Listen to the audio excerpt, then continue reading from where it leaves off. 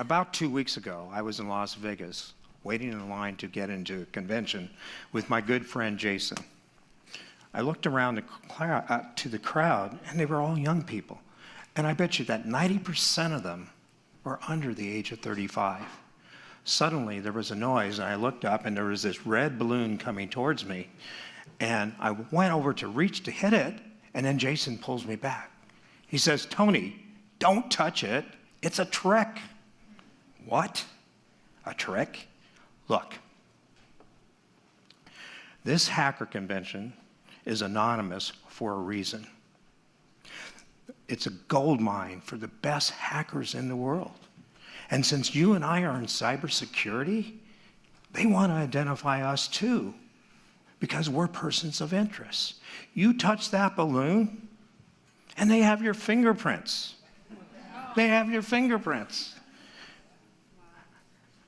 All these contests, all the money, all the live demonstrations, they're there to identify the best hackers in the world.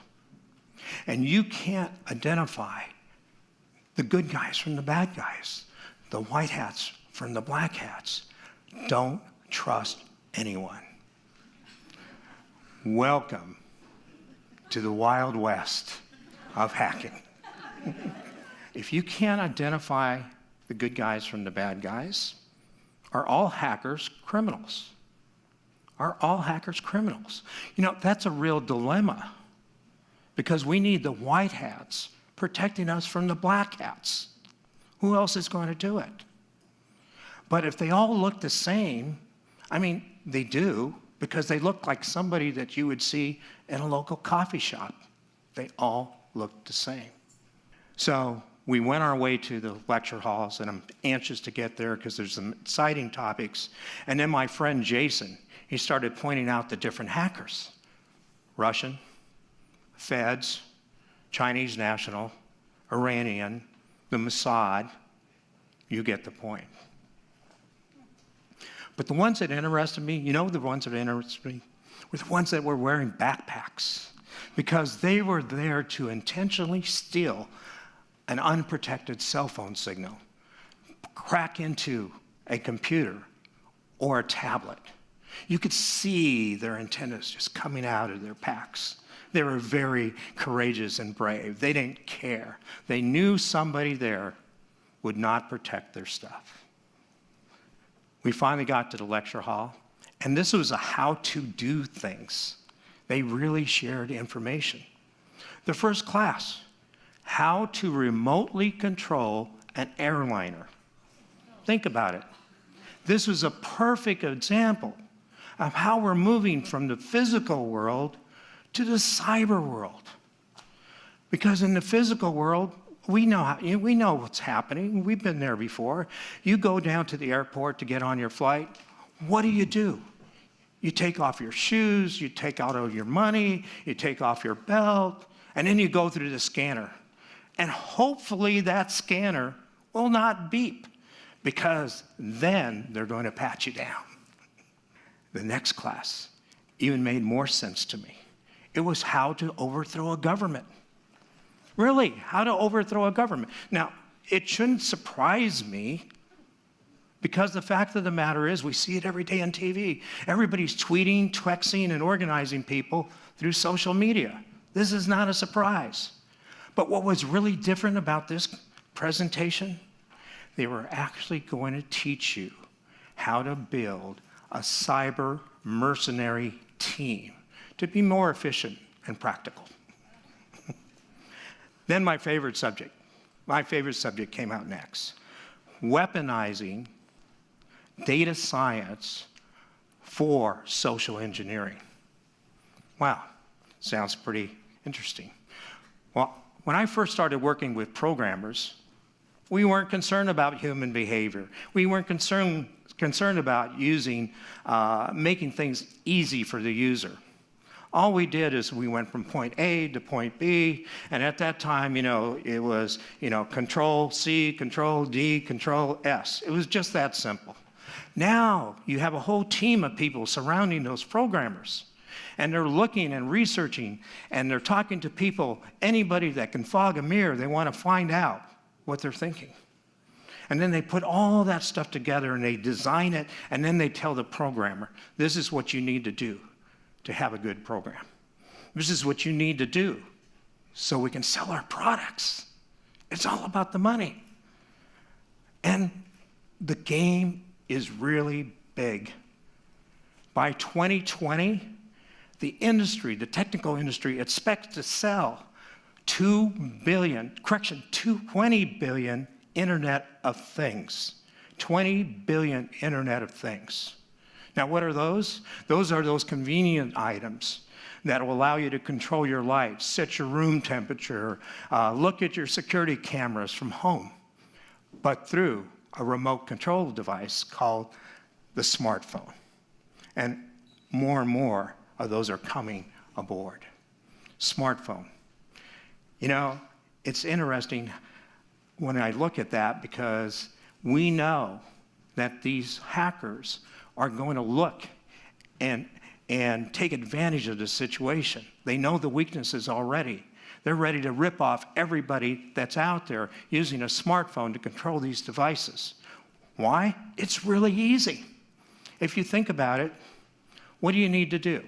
If you know that you have to connect one of these devices to a smartphone, okay, what is a smartphone? Well, a smartphone is nothing but a radio signal that's encased in plastic. And if you're a hacker, what do you want to do with that radio signal? You want to capture it. You want to control it. And then you want to manipulate it to do anything that you want. Then the next step is social engineering. And what is social engineering? Social engineering is the psychological manipulation of people so that they will take action and give you information. Combine those two things. The radio signal. Somebody is going to give you everything that you need to know, and you have a very powerful weapon as a hacker. And the worst thing about it, we're making it easy for them. Let me give you an example. How many have ever heard of someone that says, I have my whole life on my cell phone? If a hacker hears that, he says, wow, you know, I hit the gold mine. I love this person, because they're making it easy. All I have to do is grab that cell phone and all the information and intercede myself into their radio signals, and I can listen to everything. I know their friends, I know where they work, I know their family, I know their bank account. I know everything. Why? Their entire life is in that smartphone. And all I have to do is just tap into it. Social engineering. But the program didn't stop there. They had these villages that we could visit at night. And the villages were really hands-on applications on how do you do things. The first one was biohacking. Now, I know some of us have heard about that we're going to be using our fingerprints and we're going to scan our eyes and we're going to use facial recognition to help protect ourselves in the internet. You know, it's valid to a point, but these hackers are ahead of us. You go to these classes and they're showing other hackers, here's how you break this code, here's how you break this code. There was one guy there that took a picture of somebody's hand from 100 yards away, replicated his fingerprints, and went over and opened his phone. These guys are ahead of the game, and they know how we're thinking, and we know where technology is going. Car hacking. Wow, this one is kind of like fun. Everybody is talking about a car being a computer on wheels in the future. And we're talking about driverless cars. But think about the computer and what we started out with. A computer uses radio signals to communicate on the internet, et cetera, and you're going to have it right there on your dashboard. The way I look at it is that these hackers, they're going to have fun with this. I can see it right now. What these hackers are going to do is grab these driverless cars. And maybe they'll have races on the freeway or play bumper cars with them. They're going to have a great time. I can hardly wait to see the headlines. Social engineering. Yes, social engineering is everywhere. There was a village on social engineering, but it was really practical. What they did was this. They would bring in these hackers up to this table. On this table, there was a phone, and there was a little script of background information on this business. And their job was to call that business and see how much information somebody was willing to give. In one case, this woman talked to the receptionist, and she asked him, and God, what is the name of the security officer? What's his email address? What's his phone number? And when does he usually show up to work? She gave away a store of information. That's what social engineering is all about. And we don't know how to train our people or have even thought about training our people on how to handle that kind of information. So after the villages, it really got me thinking. So the next morning, I get up really early. I want to go down to the hacker store and take a look at some of the goodies that are in there. And I didn't go maybe 50 yards. And what did I see? Hacking mom. She was there with her 8-year-old and 11-year-old working on stuff right in front of the social engineering village. And I looked down and I see them working on some stuff very busily. And I asked them, what are the kids working on? She said, oh, they're just doing encryption puzzles. Encryption puzzles. Yeah, my 11-year-old she loves them. The 8-year-old's having a little hard time. But you know what? She is really persisting, and she's going to figure it out. I just moved on to the hacker store. I get to the hacker store, and I was on a hunt. I really wanted to get and see these cell phone frequency jammers. I really wanted to see how they work. Could you really listen in to somebody's phone conversation? And could you really, record all the data and the information? Could you do that? So it's a crowded booth. I finally get up to the line, and I'm seeing the choices because I've been listening to them as I was walking in line. And then I spotted the portable unit. My God, that was cool. A portable unit to do all that could fit in the palm of my hand. You could slip it into your pocket. You could wear it on your belt. My God, where has technology gone? Then I started to roam around, and then I saw this sign for $300 DVD. What's all that about? $300 for a DVD?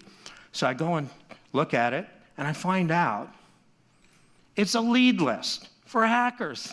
And you know how many leads they got in there for $300? 1 billion with a B and matching passwords. 1 billion usernames and matching passwords.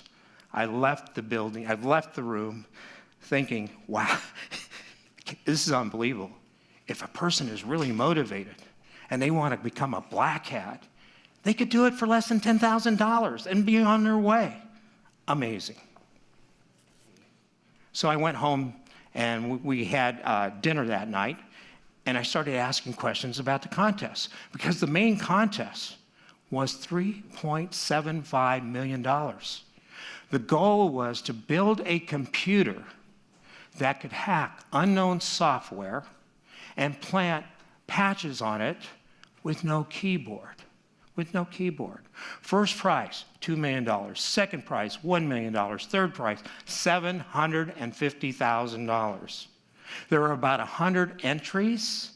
7 made the cut. Now there's 7 of these hanging out. I started to think about this.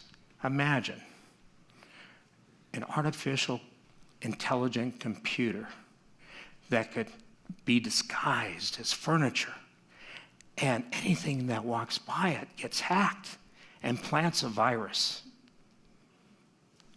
Amazing. I finally get home a couple days later, and I'm thinking to myself, I'm building scenarios in my head to try to figure how to use all this knowledge, how to use it for a positive point of view to help prevent further cybercrime. Then the idea pops in my head about the lone wolf hacker. Now, we all seen lone wolves. Terrorists, they're out there every day in the media causing all kinds of havoc. But what's the difference if you're a lone wolf hacker? You still work alone. But the difference is your chances of being caught are de minimis. Why? You don't leave any fingerprints. You don't leave any footprints. You don't leave your DNA anywhere. You're in the cyber world. And you can come back and create more havoc and more havoc. That was a nightmare scenario. But what did I see at the show? I started to see black hats rising. Black hats rising. And I know that cybercrime is growing and expected to be $2 trillion by 2020. That's a problem. What are we going to do? How do we protect ourselves? Well, because I'm in the cyber field, I know that every CEO, every board of directors, and all the high technology companies are working really, really hard at solving that problem. But you know who the bright stars are?